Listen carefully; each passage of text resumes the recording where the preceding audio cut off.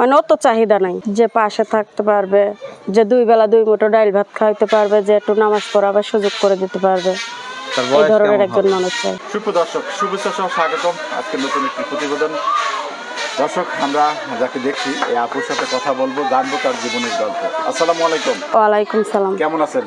আলহামদুলিল্লাহ ভালো। নাম কি? রবি। রবি আপু। হ্যাঁ।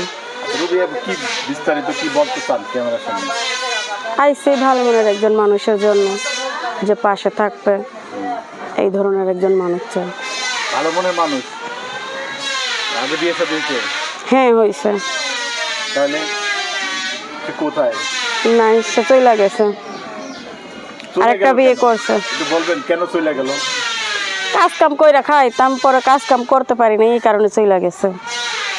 সে করতো কামাই রোজি কিছু করতো না। এটা হ্যাঁ, এটা আমার বাবু থুইয়াই চলে গেছে। হ্যাঁ, যখন গেছে তখন বাচ্চা হয়েছিল না, পেটে আসছিল।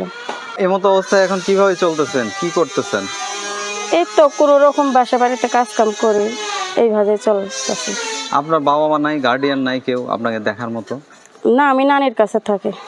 নানির কাছে থাকে? তাহলে চলেন কিভাবে? ওই নিজেই বাসা বাড়িতে কাজ কাম করে 2-1 টাকা যা পাই তাতেই কোনো রকমে চলে। যেমনটা চলে, এই যে বাবুর খরচ আছে না, চলে না, বিধায় তো প্রতিবেদনের সামনে এলাম।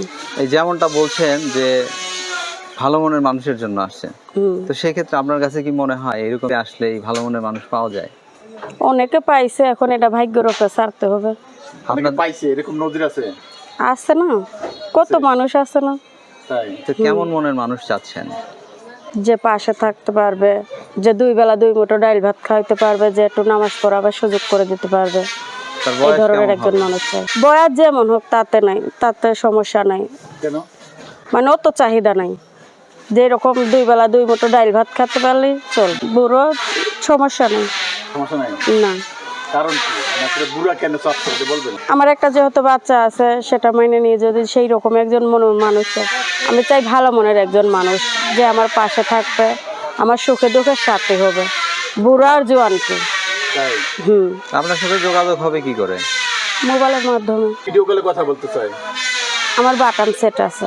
ভিডিও কলে কথা বলতে পারবেন? আমার কাছে তো নাই মোবাইল। এখন বলার একটাই কথা, ভাই ফাও কাজে কেউ ফোন টোন দিয়ে বিরক্ত করেন না, কারণ একটা বাচ্চা নিয়ে কাজ কামে থাকে, তো যে পাশে থাকতে পারবেন সেই রকম ধরনের মানুষের ফোন টোন দিয়েন, কথাবার্তা বলেন। রবি আপা ভালো থাকবেন। দর্শক আপনারাও ভালো থাকবেন।